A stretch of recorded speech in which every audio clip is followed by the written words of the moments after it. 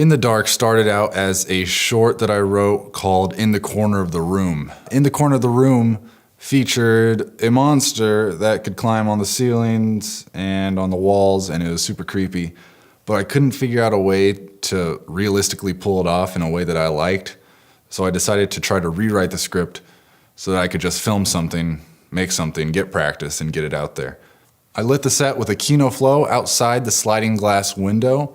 That was there to mimic some moonlight coming through the blinds. Then I had just a cheap $30 LED light from Amazon that I picked up, bouncing off the ceiling for a lot of it. And then there was also a bedside table that had just a regular old lamp with a regular old light bulb in it.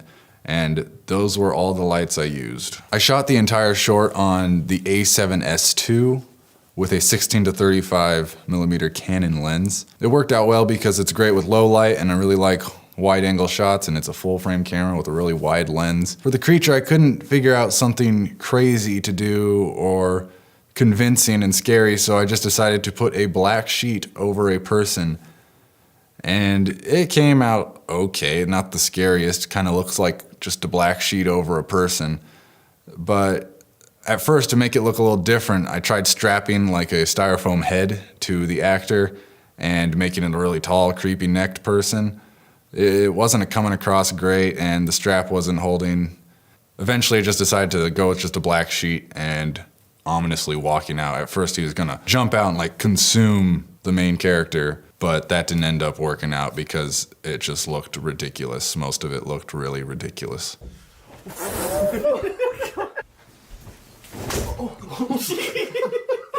After editing the film, I went back to the location with the Rode NTG2 and a Zoom audio recorder and re-recorded all the audio, just because to me it's very important to be very fast on set and get the people out as quickly as possible.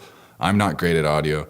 That's a whole nother section of a department to think about that I am not great at, so I just kind of wait till after so I can put more time into it and not waste other people's time as much. I shot the film in 4K, so during editing I was able to do some subtle post-zooms where I just kind of push in slowly. Things I wish I had done differently. I wish I had just written an independent script of itself instead of trying to rewrite something that was meant to be something else, because I feel like some of the moments in the short did not pay off like I had hoped, or like I think they might have paid off if it had been the original idea with the original creature, because you change one thing and then you have to change another, and eventually things are happening and it doesn't make any sense why.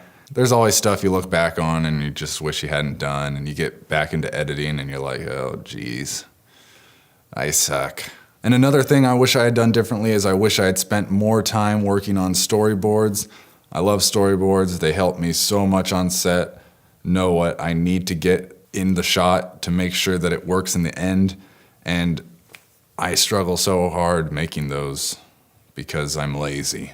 Is this film perfect? No. I just wanted to make something, put it out there, and then now I can get started on the next thing that I'll be working on, and hopefully it'll be better, and the one after that will be better, and I'll keep getting better.